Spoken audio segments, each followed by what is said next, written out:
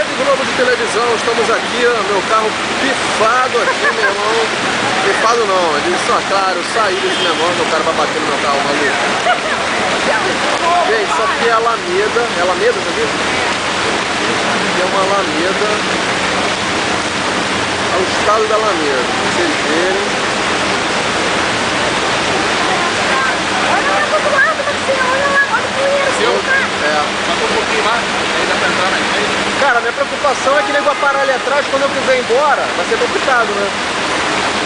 Marcelo, meu filho, vou bater no seu carro. Sobe ali, Marcelo, um pouco, sobe. Oi? Sobe um pouco. Olha lá o poeiro, Eu vou ter que tirar meu carro daqui pra descer, depois vai embora.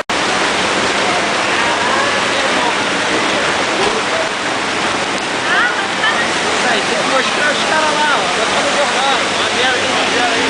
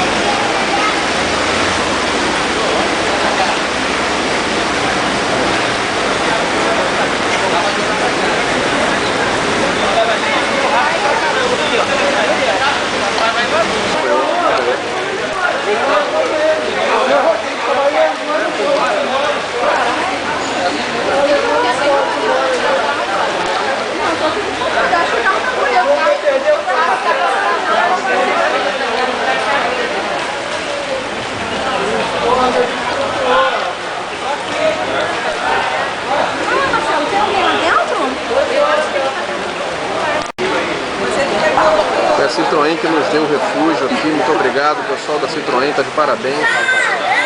Mas a rua está numa situação realmente inacreditável.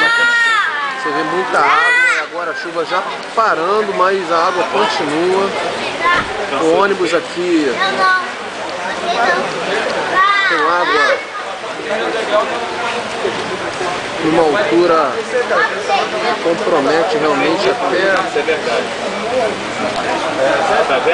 a saída desse ônibus daqui. Parece até enguiçado. Pode fazer muito mais que esse. Eu sei que foi. Tu viu o livramento que Deus nos deu? Essa é a situação. Olha que tem muitos Flamengo é São Boaventura. Naquela hora tremendo PS. O carro não tá passando no ônibus, olha lá, o carro atravessado na rua. Olha lá, Marcelo. Tá, porque sim, ué. Fica aqui. Só fica aqui. Ó, mas eu ando passando.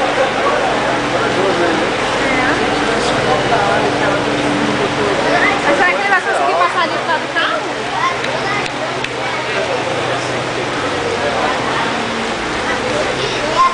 Fica sendo pessoa, mano. Que lado não? Vamos ver se o carro vai andar.